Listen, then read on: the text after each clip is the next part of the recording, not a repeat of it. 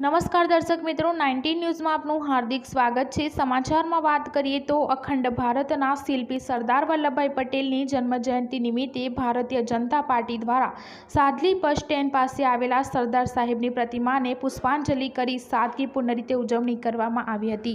રાજા રજવાડાઓને એક કરી અખંડ ભારતનું નિર્માણ કરનાર લોખંડી પુરુષ અને ગુજરાતના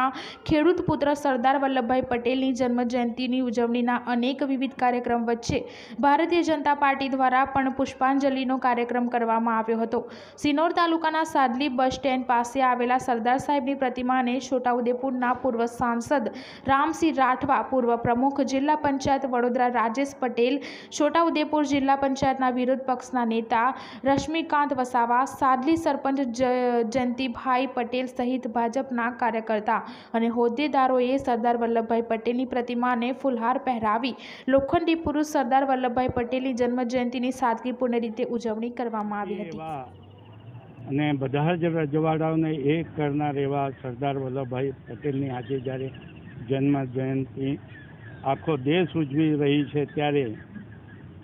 અનેકતાને એકતામાં પરિવર્તન કરવાનું અને બધાને જ સાથે રાખીને આગળ ચાલવાની જે વાત કરી છે, એવા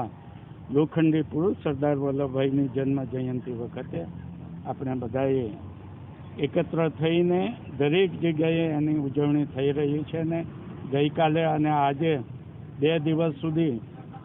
આદરણીય શ્રી નરેન્દ્રભાઈ મોદી જ્યારે કેવડિયા ખાતે પણ આવીને સરદાર વલ્લભભાઈ પટેલની જન્મજયંતિ ઉજવણીના ભાગરૂપે જ્યારે અહીંયા હોય ત્યારે આખો જિલ્લો અને આ વિસ્તાર ગર્વની લાગણી અનુભવે।